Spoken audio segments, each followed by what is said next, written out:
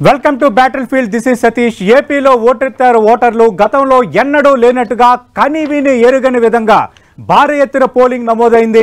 ఉదయం పోలింగ్ మొదలైనప్పటి నుంచి సాయంత్రం పోలింగ్ ముగిసే వరకు ఓటర్లు క్యూ లైన్లో భారీగా కనిపించారు.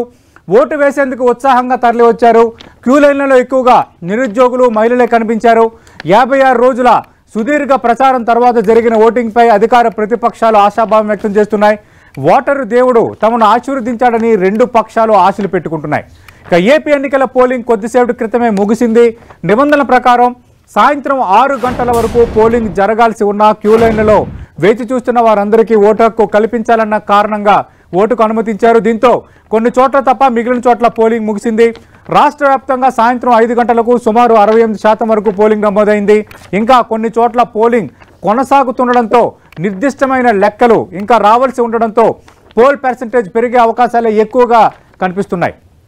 ఇక గత ఎన్నికల్లో సుమారు 80% ఓటింగ్ నమోదవగా ప్రస్తుతం ఏ మేరకు పెరుగుతుందనేది ఆసక్తి రేపుతోంది.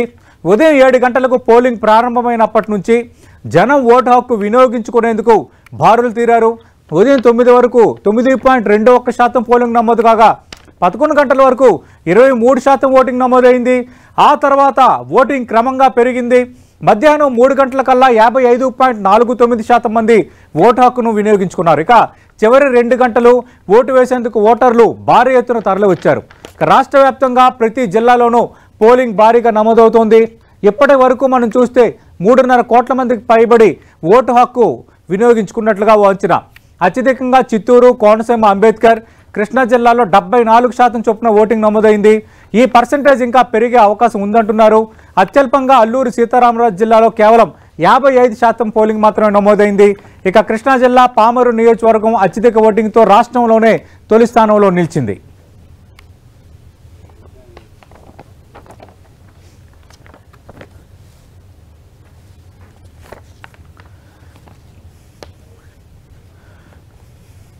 ప్రస్తుతం ఆంధ్రప్రదేశ్ సంబంధించి రాష్ట్ర ఎన్నికల ప్రధాన అధికారి కార్యాలయం వద్ద మా ప్రతినిధి విజయ్ చంద్రన్ సిద్ధంగా ఉన్నారు. మరిన్ని వివరాలు తెలుసుకున్న ప్రయత్నం చేద్దాం.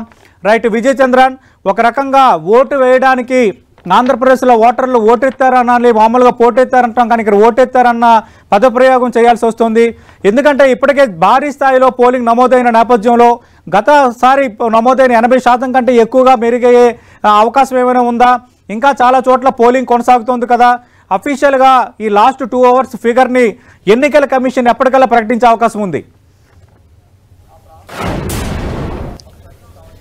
సతీష్, ఆంధ్రప్రదేశ్లో మీరు అన్నట్లుగానే పోటెత్తారని చెప్పొచ్చు. ఉదయం నుంచి కూడాను భారీ ఎత్తున యువకులైతేనేమి, వృద్ధులైతేనేమి, మహిళలు, పురుషులు పెద్ద ఎత్తున తమ ఓటుకు వినియోగించుకోవడానికి రావడం జరిగింది. పోలింగ్ సరళిని పరిశీలిస్తే కనుక మహిళలు, పురుషులు వారందరూ కూడాను వారి పర్సెంటేజ్, పోలింగ్ పర్సెంటేజ్ కూడా సమానంగా ఉందని చెప్పొచ్చు. ఒక విధంగా చెప్పాలంటే కనుక మహిళల పోలింగ్ పర్సెంటేజే ఒకనొక దశలో ఎక్కువగా ఉంది. టోటల్గా చూస్తే కనుక కొన్ని చోట్ల జరిగినటువంటి గొడవల దృష్ట్యా కొంత మందకొండిగా కొన్ని చోట్ల జరిగినా కూడాను ఆ తర్వాత దాన్ని రెక్టిఫై చేసుకుంటూ పోవడంతో అక్కడ కూడా పెద్ద ఎత్తున పోలింగ్ పర్సెంటేజ్ పెరిగిందని చెప్పొచ్చు. టోటల్ గా చూస్తే కనుక గతంలో చూస్తే దాదాపు 80% గత ఎన్నికల్లో పోలింగ్ పర్సెంటేజ్ రాగా ఈసారి మటుకు 80కి పైగానే ఇంకా వచ్చే అవకాశం ఉందని చెప్పొచ్చు.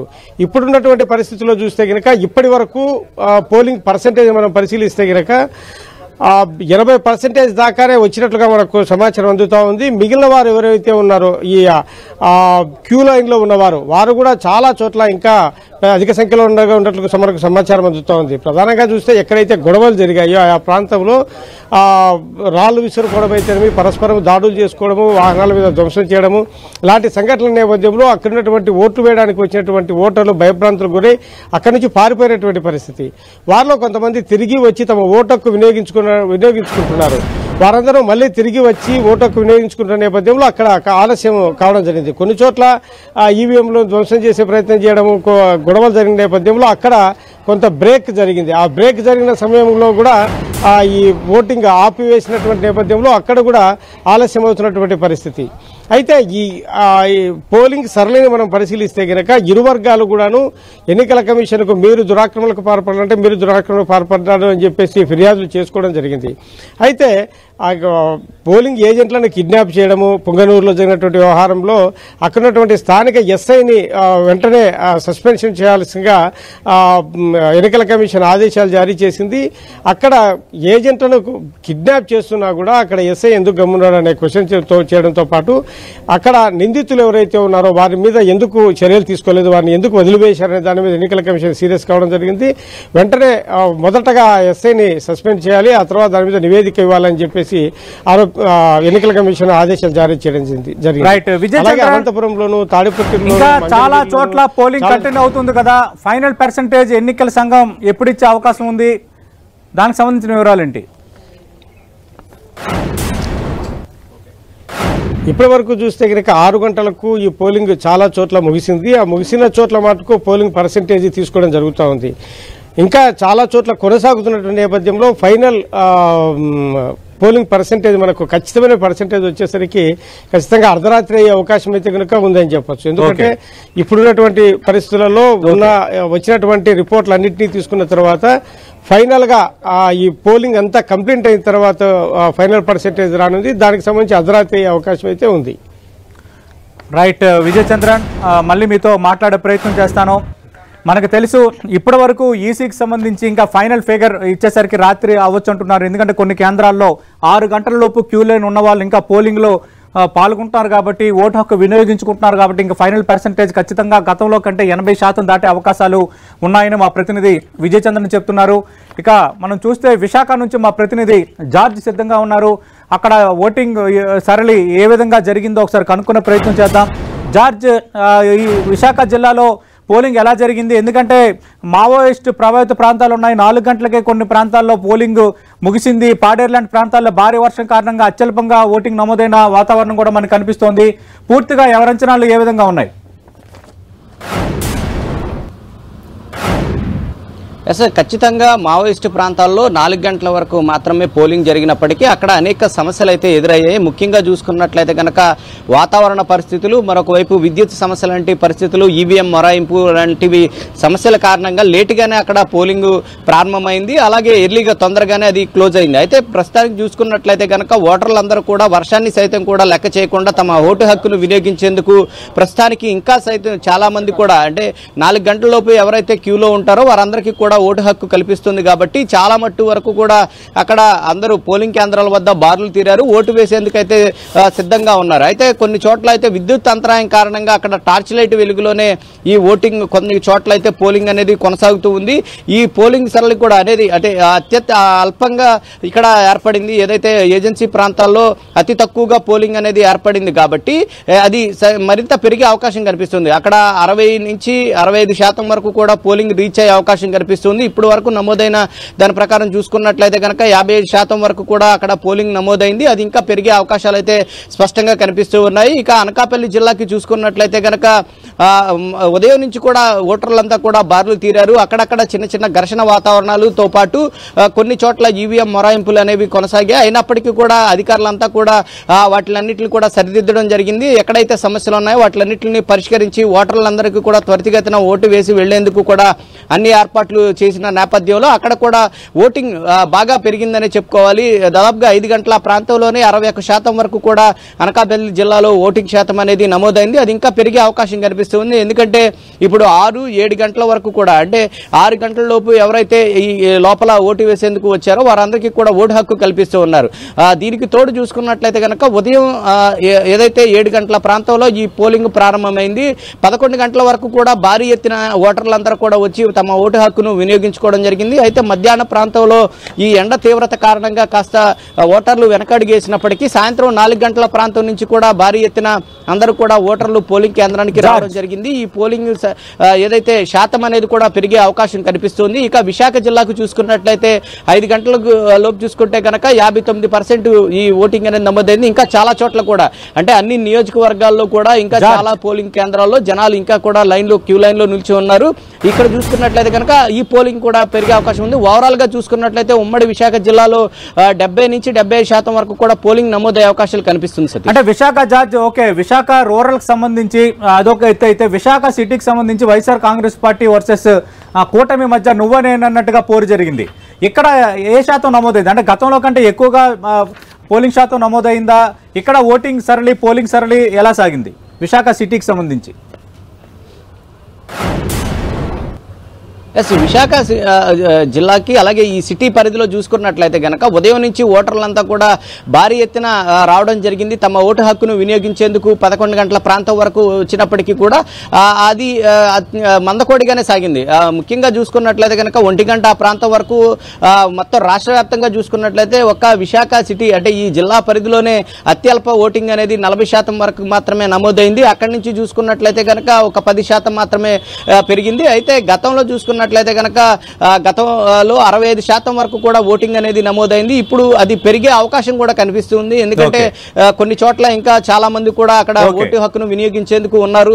అంతేకాకుండా తమ ఓటు హక్కును ఖచ్చితంగా వినియోగించుకోవాలని చాలా మంది ఊర్ల నుంచి సైతం కూడా విశాఖకు వచ్చి ఉన్నారు. కాబట్టి వారందరూ కూడా ఓటు హక్కు వినియోగించుకునే అవకాశం కనిపిస్తుంది. ఈ ఓటింగ్ సరళి కూడా పెరిగే అవకాశం అయితే కనిపిస్తుంది. అయితే అధికారులు సైతం కూడా 85% వరకు కూడా టార్గెట్ గా పెట్టుకున్నారు. అది రీచ్ అవడానికి విశ్వ ప్రయత్నాలు అయితే చేస్తూ ఉన్న పరిస్థితి కనిపిస్తుంది. చాలా మంది వరకు కూడా ఓటు హక్కును వినియోగించుకుంటే విశాఖలో సైతం కూడా ఈ పోలింగ్ శాతం కూడా పెరిగే అవకాశం కనిపిస్తుంది. సతీష్, రైట్. జార్జ్, కళ్యాణ్, మనం చూస్తున్నాం అంటే ఇంకా చాలా చోట్ల పోలింగ్ కంటిన్యూ అవుతుంది. గతంలో కంటే ఆంధ్రప్రదేశ్లో 80% నమోదైతే చాలా జిల్లాల్లో అంతకు మించిన పర్సెంటేజ్ నమోదయ్యే అవకాశాలు ఉన్నాయంటున్నారు. ఇంకా చాలా మంది క్యూ లైన్లో ఉండి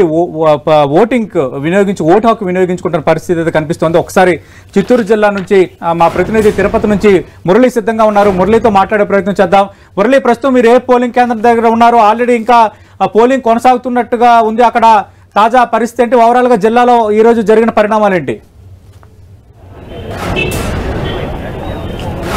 సతీష్, అంటే ఉమ్మడి చిత్తూరు జిల్లాలో ఉదయం నుంచి కూడా చాలా వరకు ప్రశాంతంగా పోలింగ్ కొనసాగింది.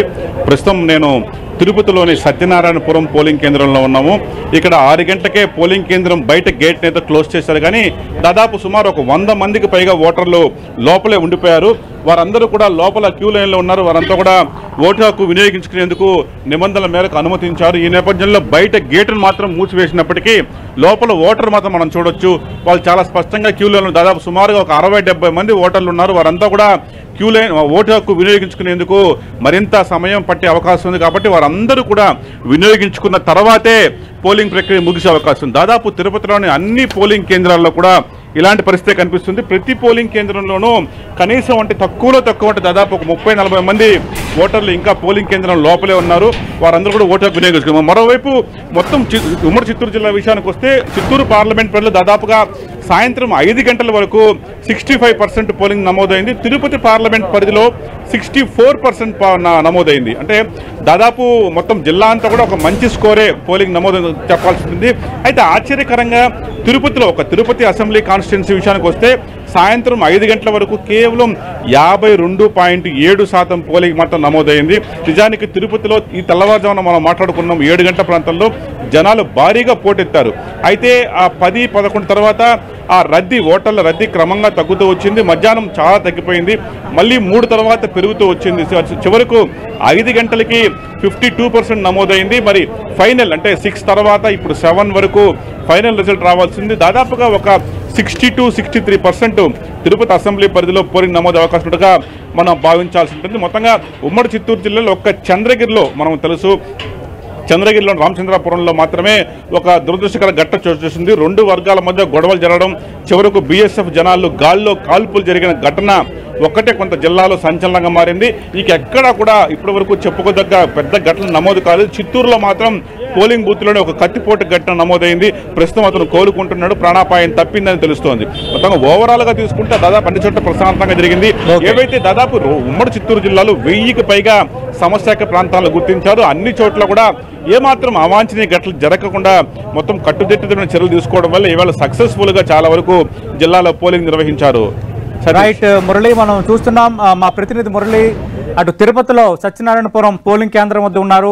6 గంటల లోపు క్యూ లైన్లో నిల్చున్న వారికి ఓటు హక్కు కల్పిస్తున్న పరిస్థితి నేపథ్యం ఇంకా చాలా మంది మనకి విజువల్స్ లో కనిపిస్తున్నారు. చాలా మంది ఓటు హక్కు వినియోగించుకోవడానికి సిద్ధంగా ఉన్నారు. దాదాపు 8-9 గంటల వరకు కూడా పోలింగ్ కొనసాగే అవకాశం ఉందన్న చర్చ అయితే బలంగా సాగుతోంది. ఒక్కసారి అనంతపురం జిల్లాకు వెళ్దాం. అనంతపురం జిల్లాలో ఆల్రెడీ చాలా చోట్ల పోలింగ్ ఇంకా కంటిన్యూ అవుతూనే ఉంది. మనకు తెలుసు 1-2 కేంద్రాల్లో సమస్యలు ఏర్పడడం వల్ల కొద్దిసేపు పోలింగ్ కూడా ఆగిపోయింది. ఆగిపోయిన తర్వాత తిరిగి ప్రారంభమైంది. మా ప్రతినిధి జగదీష్ సిద్ధంగా ఉన్నారు. జగదీష్, ఇంకా అనంతపురంలో కంటిన్యూ అవుతుందా పోలింగ్? ఎక్కడెక్కడ పోలింగ్ కంటిన్యూ అవుతుంది? ఇంకా కంటిన్యూ అవడానికి గల కారణాలేంటి? సతీష్, ఉమ్మడి అనంతపురం జిల్లాలో ఇంకా 14 నియోజకవర్గాలతో పాటు అలాగే హిందూపురం నియోజకవర్గంతో పాటు సింగనమల నియోజకవర్గంలో కూడా ఇంకా పోలింగ్ కొనసాగుతుంది. హిందూపురంలో ఇప్పటివరకు వర్షం సాయంత్రం 4 గంటల నుంచి భారీ వర్షం కురవడంతో ఓటు వేయడానికి ఓటర్లు రాకపోవడంతో ఇప్పుడు క్యూ లైన్లో కూడా భారీ స్థాయిలో ఇంకా మోహరించి ఉన్నారు. ఫ్యాన్ అంటే ఇక్కడ క్లోజ్ అయితే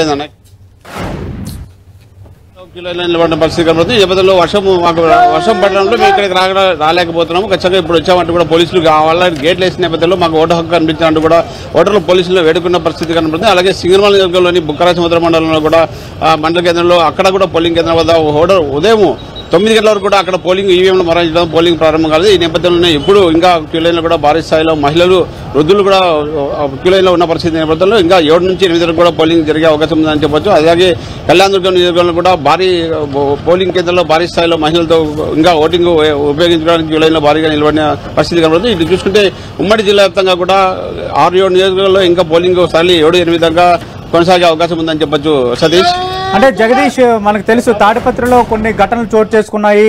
అలాగే మిగతా చోట్ల ఇంకా ఆ తరహా ఘటనలు ఏమైనా చోటు చేసుకున్నాయా? అటు టీడీపీ వైసీపీ ఈ నేతల మధ్య ఘర్షణల వల్ల ఎక్కడైనా పోలింగ్ హాల్ట్ అయిన సందర్భాలు ఏమైనా చోటు చేసుకున్నాయా అనంతపురం జిల్లాలో?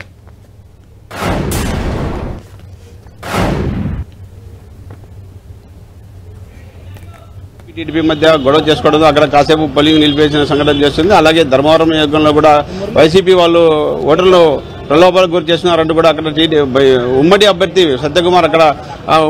సత్యకుమార్ పోలీసులతో ధర్నాకు దిగారు. ఖచ్చితంగా ఇక్కడ వైసీపీ వర్గాలు ఓటర్లు ప్రలోభాలకు గురి చేస్తున్నారు. ఇక్కడ మీరు ఏం చేస్తున్నారంటూ కూడా వాళ్ళతో వాగ్వాదాన్ని దిగిన పరిస్థితి కనబడుతుంది. అలాగే తాడిపత్రిలో చూసుకుంటే ఉదయం నుంచి కూడా దాదాపు 5-6 సంఘటనలు చోటు చేసుకున్నాయి.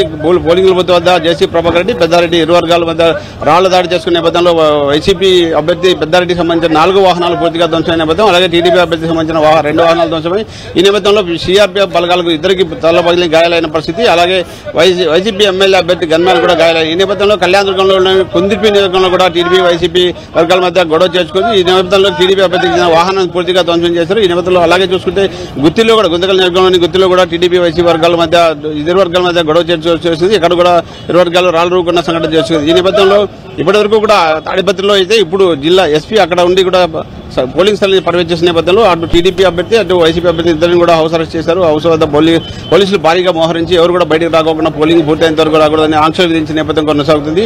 ఈ నేపథ్యంలో జిల్లా వ్యాప్తంగా ఇప్పటివరకు కూడా 6 గంటలకు పోలింగ్ పూర్తయినా కానీ పలు నియోజకవర్గాల్లో ఓటింగ్ వేయడానికి క్యూ లైన్లో ఉండడంతో అక్కడ వాళ్ళు పూర్తిగా ఓటు హక్కు వినియోగించేందుకు 8 కానీ 9 కానీ వాళ్ళకందరికీ ఓటు హక్కు వినియోగించేందుకు ఓటు ఇచ్చేందుకు అధికారులు చెప్తున్న పరిస్థితి కనబడుతుందని చెప్పొచ్చు. సతీష్, రైట్. జగదీష్, రైట్. కళ్యాణ్, మనం చూస్తున్నాం ఆంధ్రప్రదేశ్లో ఇంకా చాలా ప్రాంతాల్లో ఇంకా పోలింగ్ కంటిన్యూ అవుతూ ఉంది. కొన్ని ఘటనల వల్ల కొద్దిసేపు పోలింగ్ ప్రక్రియ నిలిచిపోవడం అనేది ఒక కారణం అయితే, కొన్ని ప్రాంతాల్లో ఈరోజు కొంత భారీ వర్షం కురవడం, విద్యుత్ సరఫరాకి అంతరాయం ఏర్పడటం, అలాగే అటు వైఎస్ఆర్ కాంగ్రెస్ పార్టీ, టీడీపీ, అలాగే కొన్ని అక్కడ కార్యకర్తలు నేతల మధ్య కొన్ని సంఘటనలు చోటు చేసుకోవడంతో కొంతసేపు పోలింగ్ ప్రక్రియ ఆగడం. అయితే గతంలో 80% నమోదైంది. ఈసారి 85% నమోదయ్యే అవకాశం ఉందని ఈసీ ఆశాభావం వ్యక్తం చేస్తున్న పరిస్థితి కనిపిస్తోంది.